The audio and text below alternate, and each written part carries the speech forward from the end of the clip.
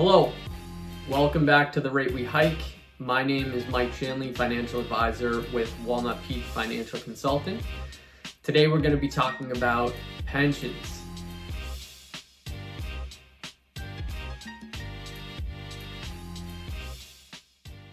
More specifically, we're going to be talking about planning with a pension.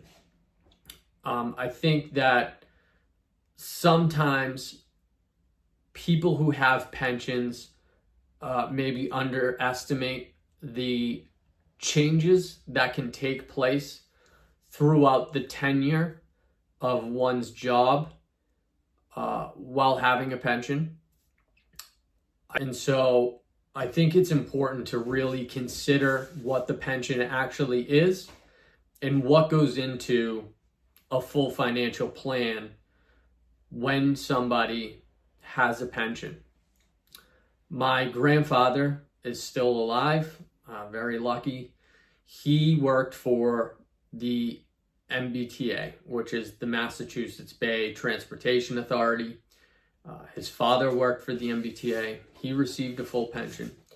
I used to go with my grandfather to all these side jobs that he used to have. He always worked side jobs, and he told me that was his rainy day money. But he always talked about this pension that he had. It was going to give him money for the rest of his life. It was something that no one could ever take away from him. It was guaranteed. I obviously knew nothing about what that meant as a child, but he was really proud of it. He was like super proud of it. And he lives off of it today. And all that rainy day money, he still has that too. And I know that currently I work with tons of people that have side jobs.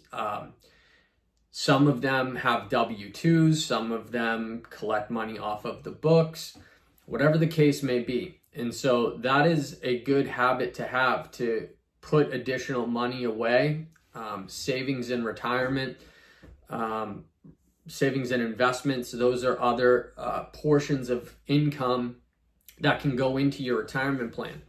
But simultaneously, that does take in other pieces that have to be planned for, especially if it's on the books.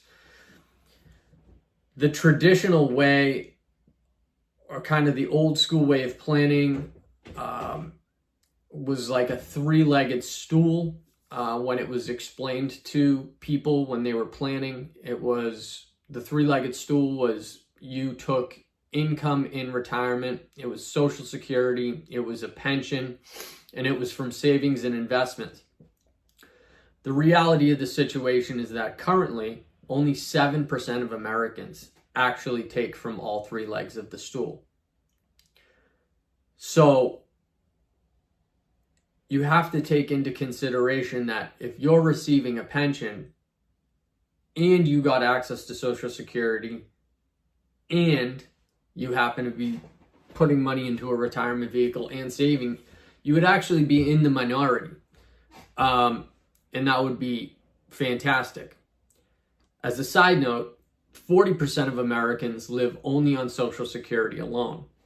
And the reason I mention that is if you look at just that subset of people, it does kind of allow you to look and see that when people know that they are entitled to a guaranteed bucket of money, sometimes they can get a little lackadaisical with their planning.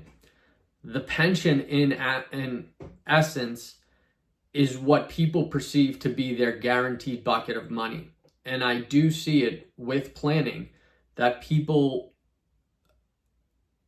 are under the impression that the pension is their retirement. And so the planning aspect kind of gets tossed to the side. When you look at the statistics, however, and you look at people, for example, that go into public pension plans, starting out at the age of 25, when new employees enter a pension system, 46% of them are going to be gone within 5 years. And so when you look at the way that pensions are built, you accumulate benefits over long periods of time. Sometimes you won't get lifetime income until you hit 20 years of service. And so the problem that you see here is, with a large majority, almost half of participants not making it past 7 years, you're not accruing any benefits.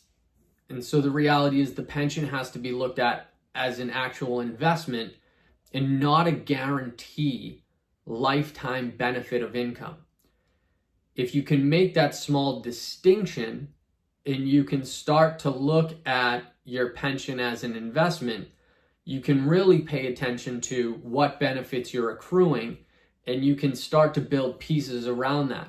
Many people that have pensions will never have access to Social Security. So you have to remove that leg of the stool entirely. Now you really have to consider about how much are you going to allocate towards the savings and investment portion. Because if something happens down the road and you never accumulate those pension benefits, now you don't have any lifetime income. So where is all of this going to come into play? Additionally, you will have things like government pension offset. You could have things like windfall elimination provision. Once you start involving family dynamics, once you start involving things like side jobs and things of that sort. And so the goal of this video really is to get people to understand that your pension is not your retirement. It is one investment in a piece of an entire financial plan. And I think maybe if we can make that distinction, I think overall people can set themselves up maybe for some more success. Hi, thanks again for joining us here on The Rate We Hike. I'd ask that you hit the like button and subscribe so that you can get notifications on all the latest up-to-date information from Walnut Peak Financial Consulting. Take a look at the description box below so that you can get all the links and information that go along with the video that you just watched. And we'll see you next time here on The Rate We Hike.